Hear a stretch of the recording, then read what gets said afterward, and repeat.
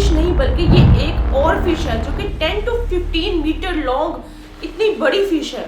समुंदर एक ऐसी दुनिया है जिसका सिर्फ 5% एक्सप्लोर किया गया है, बाकी 95% स्टिल अनएक्सप्लोर्ड है। तो क्या ये डीप सी क्रिएचर्स कोई वार्निंग देने के लिए सरफेस पे आ रहे हैं या फिर ये कोई नेचुरल इवेंट है? कुरान, बाइबल और पुरानी तारीखी किताबों में भी एक बहुत टेरिफाइंग मखलूक का जिक्र है।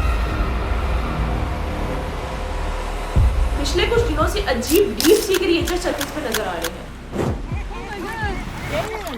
What are you doing? What are you doing? That's an oarfish.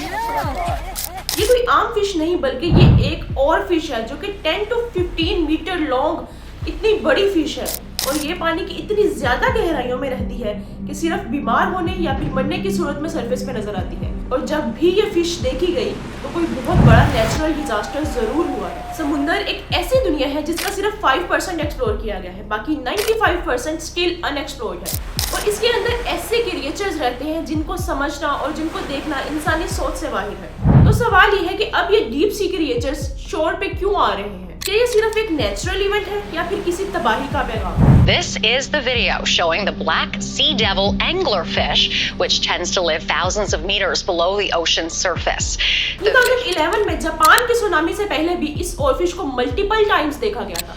Live coverage of a river in Miyagi Prefecture. Tsunami obviously hitting, water going upwards towards the river. इसी तरह 2020 में फिलीपाइंस अर्थक्वेक से पहले भी इस ओरफिश को देखा गया था और अब ये ओरफिश मेक्सिको, जापान और कैलिफोर्निया के बीचेस पर नजर आ रही है।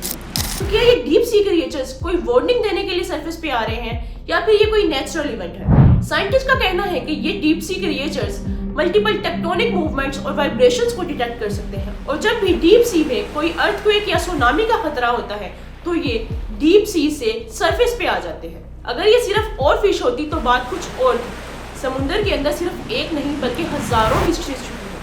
पिछले कुछ सालों से सिर्फ और फिश ही नहीं बल्कि बहुत ज्यादा डेंजरस और terrifying deep sea creatures surface पे देखे गए हैं। 2023 में कैलिफोर्निया के शोर पर ड्रैगन फिश दिखाई दी गई। ये फिश 3300 फीट की गहराइयों में रहती है। ये इतनी टेरिफाइंग होती है कि अगर ये आम समुद्र में रहती तो लोग कभी भी पानी में ना जाते।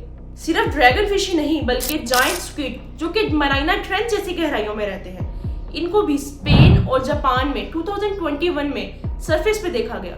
इसी तरह गोब्लिन शार्क भी 2014 में शैलो वाटर पे देखी गई। ये फिश नॉर्मली 5000 फीट की गहराई में रहती है। मतलब ये सिर्फ एक नॉर्मल इवेंट नहीं बल्कि डीप सी क्रिएचर्स अपनी जगह तब्दील कर रहे हैं और ये बहुत ही खतरनाक बात है। लेकिन सबसे खतरनाक बात, क्या ये सिर्फ वहां से निकल रहे हैं या फिर समुद्र के अंदर कोई और भी चीज मूव कर रही है? कुरान, बाइबल और पुरानी तारीखी किताबों में भी एक बहुत टेरिफाइंग मखलूक का जिक्र है जिसको लवाइथन कहा जाता है। कुरान की सूरत अस्सिफात में है कि हजरत यूनुस अलैहिस्सलाम एक बहुत बड़ी समुद्री मछली के पेट में चले गए थे। इसी तरह बाइबल में भी जिक्र है कि क्या तुम लवाइथन को बांध से पकड़ सकते हो? क्या कोई इस पे राज कर सकता है?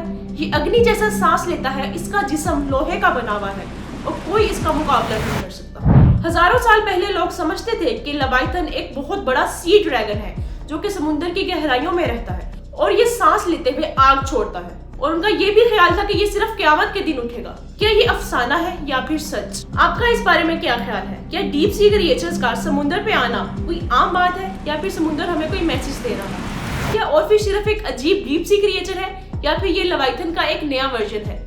अपनी सोच कमेंट में बताएं और अगर आपको इस तरह की वीडियोस पसंद आई तो मेरी मिस्ट्रीज वाली वीडियोस जरूर देखिएगा।